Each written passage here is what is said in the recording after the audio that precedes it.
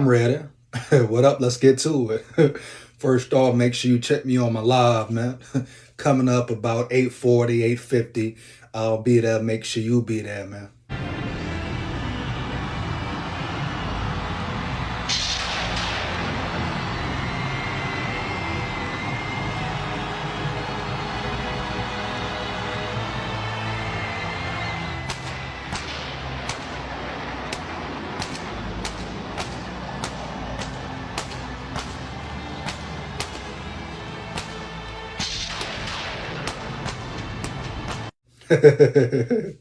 But let's get right to it, man. Some Minnesota Vikings. They add some new additions to the team. Not splash players. Like I say, at this point, it's not too many splash players left, elite players left. But it's some guys that you can help, put in your depth chart, fill in the roster, maybe potentially contribute. Maybe a practice squad guy or a solid backup. But with that being said, the Minnesota Vikings add more defense. Now, we talked about this. I've talked about this the whole offseason, right? Depth chart. You can never have enough depth. They attack the linebacker position very well, dog, very well. You got Blake Cashman and Van Ginkel, Jonathan Grenard, even though he's more of an edge rusher / D lineman. You got Ivan Pace. Can't forget about Ivan Pace Jr., not to mention what they could do in the draft, what players they could acquire through the draft, right? So they're making progress, right? Still want to see him attack the trenches a little more. Like I say, Brandon Fiske, he don't play. Braden Fiske, he don't play. My bad, man.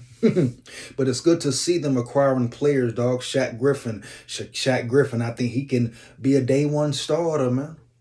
Definitely a starter. Like, you look at the competition room, that cornerback room. No one's guaranteed a spot so far, right? It's gonna be earned. It's gonna be everything's gonna be earned, huh? You didn't gonna have to work for your spot. Heavy Shaq Griffin in the building. He has the experience. He has the playing time, has the reps, dog. So he has the advantage over certain players like the Andrew Booths, even the Caleb Evans. You dig me? Even the Mekhi Blackman. So we're going to see. It's going to be an intriguing battle. What happens? How it goes down off season, the rest of the off season, training camp. Who wins the battle? Dog? But with that being said, the Vikings add 2 more defensive players to the roster. Edge rusher, Jihad Ward, and linebacker, Kamu Gruiger Hill. Like I say, not signings you go crazy about. Not sure the full details of their contract, but I'm assuming probably 1-year deals, dog.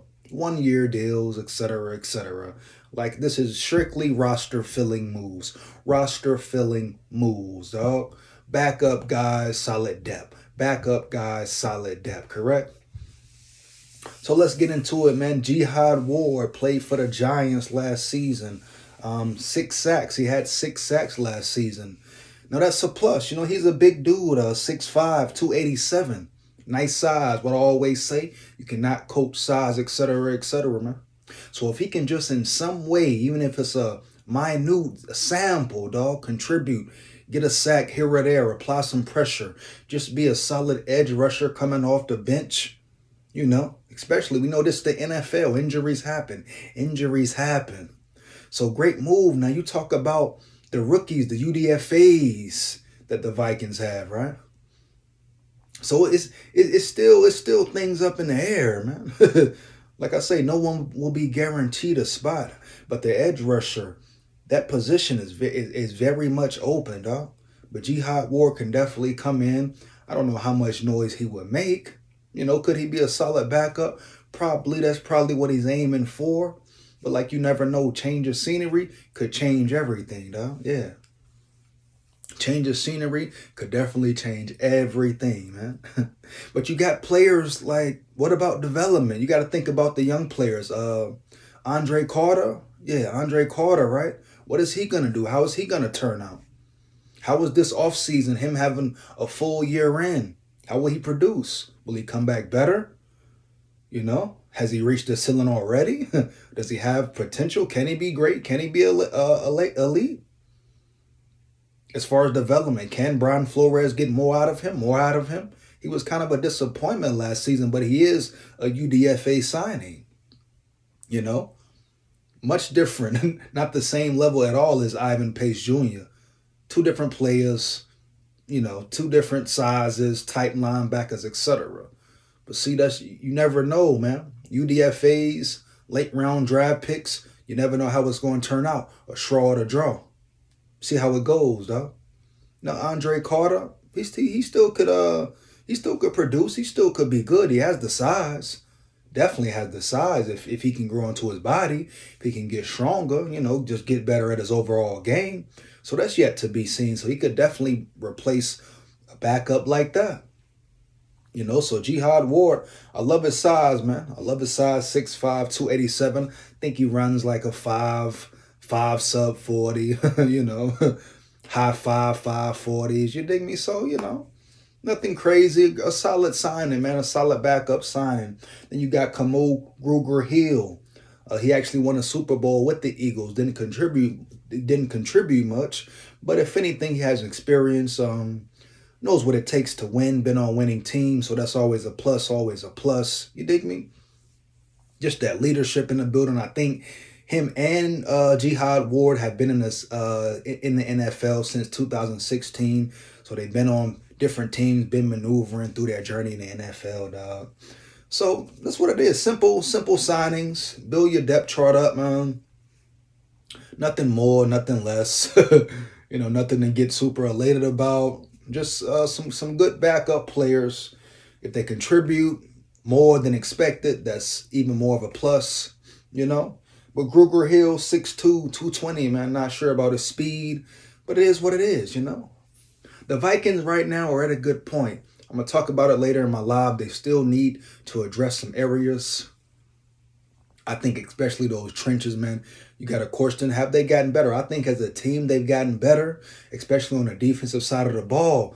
But you definitely have to address certain areas.